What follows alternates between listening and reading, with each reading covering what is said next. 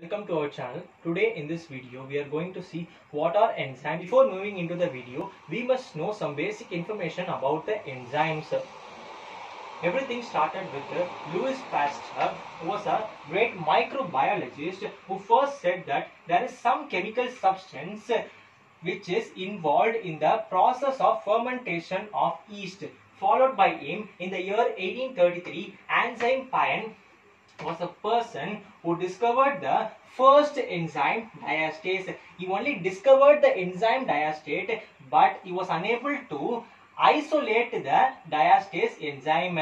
He extracted the diastase enzyme from the malt solution of sugarcane. The main function of diastase enzyme is the conversion of starch to glucose. Followed by Enzyme Payne in the year 1877, a German physiologist named as Kuhne coined the term enzymes.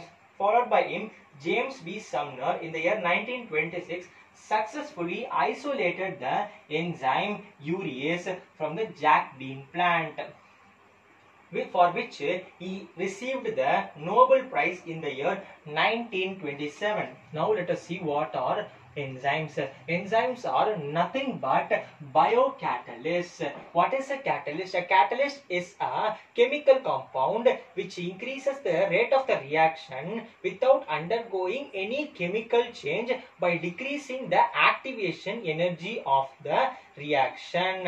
Here, why it is called as biocatalyst means enzymes are organic molecules. They are not inorganic molecules. Enzymes are organic molecules. Almost all enzymes are proteins, but exceptionally ribozyme and ribonuclease are the two recently discovered enzymes which are non-protein enzyme, and they are made up of RNA. The function of ribozyme is the formation of proteins by joining the amino acids together in the ribosome, and the function of ribonuclease is the degradation of RNA strands into smaller components. Now let us discuss about the structure of enzymes. Any enzyme, an enzyme like any other proteins, are secondary and tertiary protein structures. Because of this structure only, there arises a term called active sites. Let us see what are active sites.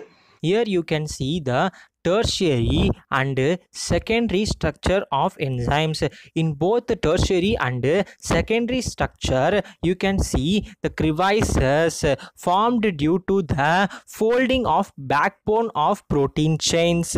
These are the places where the substrate bind to the enzymes, and these are called as the active sites of enzymes. So active sites are nothing but the places where the enzyme binds to the substrate. Now let us discuss about the factors affecting enzyme activity. The factors affecting enzyme activity are totally three: the temperature, concentration of the substrate, and hydrogen ion concentration or pH. First we will discuss about the temperature. By seeing this graph, you can easily understand that only at a particular optimum temperature, the enzyme activity is maximum. Above the optimum temperature and below the optimum temperature, the enzyme activity declines slowly. This says that the enzyme activity is maximum at optimum temperature. At a low temperature, if we reduce the temperature of the enzyme locality, the enzyme becomes inactive. But the enzyme can be made active by increasing the temperature to optimum temperature. But if we increase the temperature to higher temperature, very higher temperature than optimum temperature, then the enzyme permanently becomes inactive because of the denaturation of the proteins present in the protein structure of the enzymes. Because when temperature increases, the kinetic energy of the molecules present in the protein increases, which results in the breakage of hydrogen bonds present in the protein structures.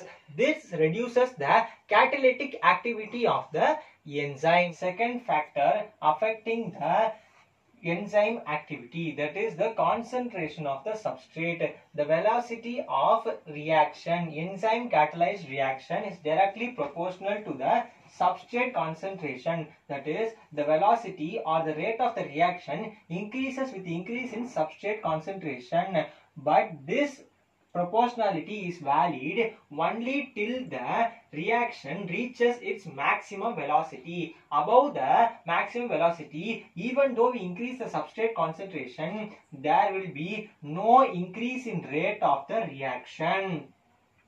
Here we come to know about a new term called as Michaelis constant. Michaelis constant is nothing but the concentration of the substrate at which the half of the maximum velocity of the reaction is reached. Here this denotes the substrate concentration. The third factor affecting the enzyme activity is the hydrogen ion concentration, that is pH. Here, based on this graph, we can clearly see that only at optimum pH the enzyme activity is maximum. Even below that optimum pH and above that optimum pH, the enzyme activity declines slowly. So enzyme activity is maximum only at optimum pH. Some enzymes will be more active at acidic pH and some enzymes will be more active at basic pH depending upon the location of enzyme activity. For example, in stomach, the pH is acidic, so the enzymes in that particular location will be more active at the acidic pH. If you like the video, click on the subscribe icon and click over the bell button to get notified about latest videos.